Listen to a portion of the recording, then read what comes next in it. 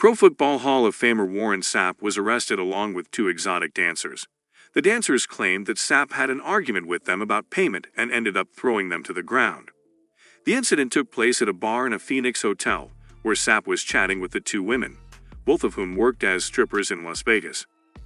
Sapp invited the two women to his room, where he said he paid them $300 each for sexual activities, and recorded them on his phone. I said, so what it's going to be, ladies? The one that's in there alleging whatever said 200. The one with the black hair said 3 apiece. I said, okay. Put the $600 on the table. Everybody got naked. A problem arose when he didn't want to give extra money for more intimate activity to one woman, leading her to shout. The other woman went into the bathroom to hide. So she's walking out. So the girl yells to her, "Don't leave, just wait in the bathroom." I said, "That's fine, you can wait in the bathroom." So she was giving me head. As long as she doesn't get in your way. Just out of the way so I can finish with what we're doing. Both you can leave. A video of the women being questioned by the police was shared by TMZ.com, and one of them confessed that there was indeed a money disagreement. In the video, one of the women mentioned that Sapp tackled them, causing her leg to hurt. The police report explains that one woman said Sapp grabbed her arms and threw her out of the room, which caused both women to fall down. Warren Sapp, who is 42 years old and a former NFL player, is dealing with misdemeanor charges for soliciting prostitution and 2 assault counts. Following his arrest, Sapp lost his job as an analyst at the NFL Network. The 23-year-old woman is facing a charge related to prostitution, while the 34-year-old woman received a citation for not following the requirements for being an escort in Phoenix. In this video, we will cover the interrogation of Warren Sapp, a former football player who has been charged with soliciting an assault.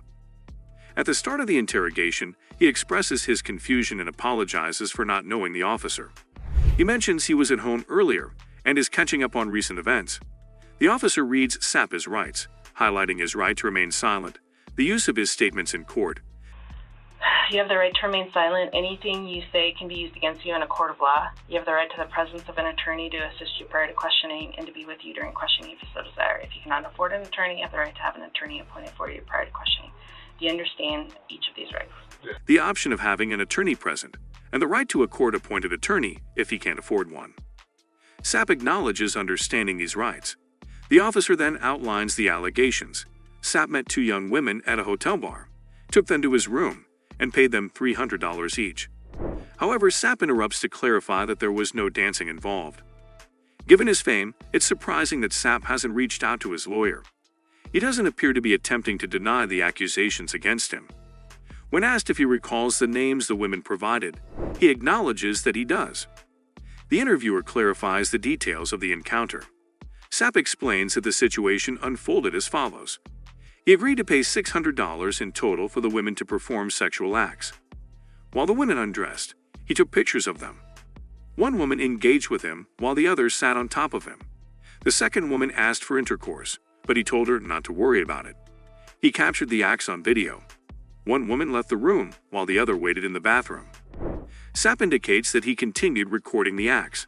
He's asked why he didn't stop them, and he responds that he wanted to capture what they were doing. He expresses interest in finishing and explains that he let the second woman leave so he could continue with the first woman.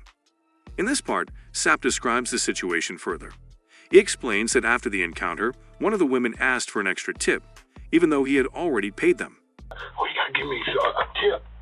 I'm sitting there thinking, "You just asked for 2, your girl got 3. I gave you both 3. She's in the room, ain't touched me, got $300, and the only thing you gotta do is just get me off and leave." She's like, "You gotta give me some extra." So that's when I said, "You know what, it's over." He decided it was best to end things and asked them to leave. However, as they were leaving, one of the women grabbed his phone and called security, claiming he needed to pay more. Sapp went outside his room to retrieve his phone, and there was a disagreement at the door. Eventually, he closed the door, assuming the matter was over. Security was called by one of the women who accused him of assault. Sapp showed the officers evidence, including pictures and videos, to explain the situation. Later, more officers came, and he learned that one of the women had complained about the initial officers not properly addressing the situation. Sapp denies grabbing the woman and explains that her friend was helping her leave while they were at the door. He clarifies that he was holding his phone in his left hand, and he believed the woman took it from him. The detective notes that Sapp's account of events could be plausible. He confirms that it was understood that the money was for that purpose. When one of the women was asked to leave, the situation escalated unexpectedly. The detective apologizes and asks if Sapp needs anything else. Sapp has been captured in photographs, yet there's no indication of visible injuries that could have resulted from a fight. Dealing with potential evidence on a suspect's cell phone can be challenging. Access to the phone is often restricted to prevent any tampering or suspicion of tampering with the evidence. However, this creates a dilemma, as cell phones typically contain crucial contact information that people might not have memorized.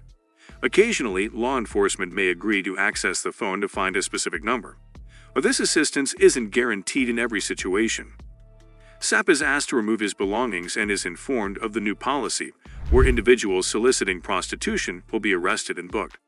Sapp expresses shock as he clarifies that he had not physically forced anyone, but rather paid for a specific act. The officers explain that due to their policy, they can't just issue a ticket, but need to book him into jail.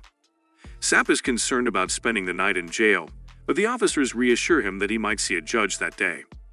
They inform him that his belongings will be secured in the hotel room. Sapp realizes the seriousness of the situation and the potential assault charge. He references the presence of the two officers during the incident and expresses confusion about how it escalated. He is reassured that the officers are handling things, and he questions the details of his arrest. Sapp reacts with disbelief and shock, using strong expressions like "oh my God" and "no way," as he comprehends that he is being taken into custody and might end up in jail. He expresses his hope that someone will retrieve his belongings from the hotel. The officers explain that their policy mandates jail time for his charges, but assure him that he'll likely get a bond since he's not considered a flight risk. Sapp's disbelief and emotional response continue as he struggles to come to terms with the charges, including assault, which could negatively impact his public image. The realization of the situation sinks in, and he repeatedly exclaims, "oh my God" and "no way." Sapp greets someone familiar, expressing his situation with a sense of resignation. He shares that he's about to be booked for his charges, acknowledging that he doesn't have a choice in the matter. The person explains the process, assuring that it will be quick and relatively painless, with Sapp appearing before a judge later that morning. Sapp declines offers of water and expresses acceptance of the situation. He discusses the involvement of the detectives who took statements, indicating that one detective collected the names. He expresses concern over their absence and how it relates to the seriousness of the charges, highlighting the significance of the situation. Staying informed about the local legal regulations pertaining to such actions is important, but Sapp should have the opportunity to post bail relatively swiftly.